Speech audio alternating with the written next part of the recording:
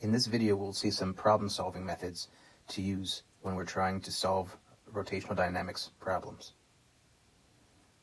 We use rotational dynamics when we want to investigate systems that exhibit both translational and rotational motion.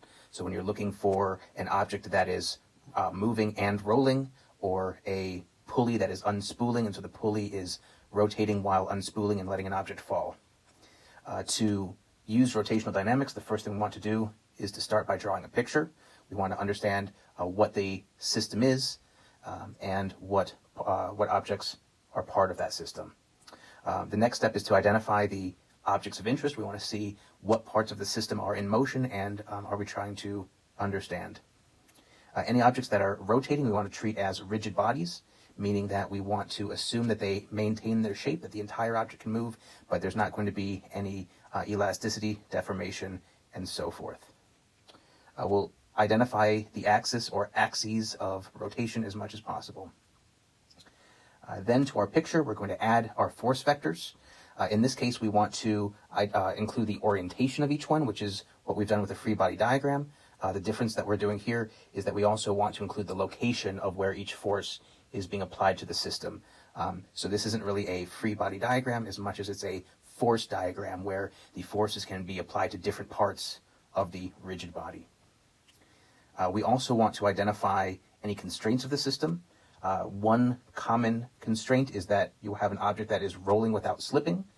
In that case, that means that the object is not skidding across the ground, but rather rolling with the object maintaining contact with the ground. Think of your tires are rolling without spinning during normal operation of your automobile. The condition that we have for that is that the tangential velocity, the velocity of the outside edge of the object, has to be related to the radius of the object and the angular velocity with which that object is rotating, and similarly the tangential acceleration at the outside of the edge of the object depends on the radius of the object and the angular acceleration of the object. There are other possible motion constraints for interacting objects that we'll see. If you have a pulley that is unspooling an object, you have a constraint, a interaction there between how fast the pulley is spinning and how fast the unspooling object is falling, for example. So we'll write Newton's second law equations for both linear and rotational form, depending on what objects of interest we have, how they're moving.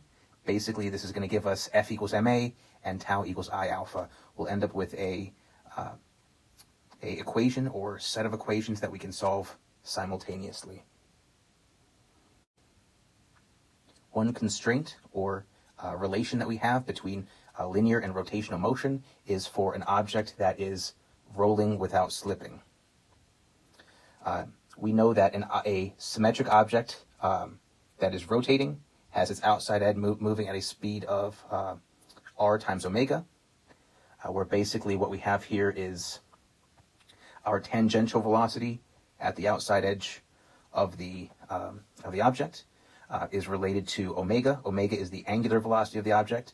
Notice that this is the magnitude of the tangential velocity. We know that the direction of the tangential velocity is in different directions. It's always tangent to the motion of the object. In this case, we have an object that is simply rotating. It's not moving at all, and so its center of mass is fixed in place. Basically, we have some sort of axle here that is holding it in place. If we have a sliding object is moving across the ground without rotating, but is rather in a fixed orientation. So in this situation here, you'd have the center of mass would be in motion, and the rest of the object would be in motion together. The entire object would be moving all together with no rotation, simply the entire object sliding sideways. For an object to roll without slipping, though, that means that we have to have the relative speed between its point of contact and the ground must be 0. That's this spot right here. The velocity there has to be 0. That is the whole point of rolling without slipping. If there was some velocity at that point where the object makes contact with the ground, then that object would be skidding across the ground. It would not be rolling without slipping. It would be slipping. It would be skidding somehow. So what we need to do then is basically we have these two different components of motion for that spot right at the bottom of the object. We have a component of motion due to the rotation of the object, the rolling part, and then we have a component of motion because the entire object is moving in a certain direction. And these two parts here have to be equal and opposite so that they cancel each other out. So what we can see then is that the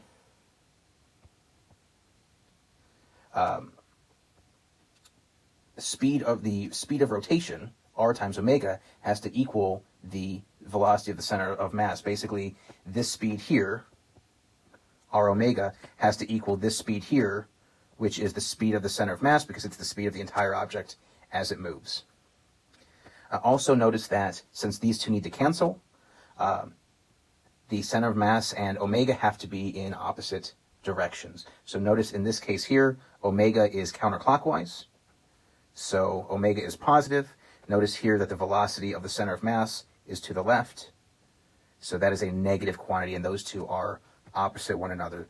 If the object were moving the opposite direction, it would also need to rotate in the opposite direction as well.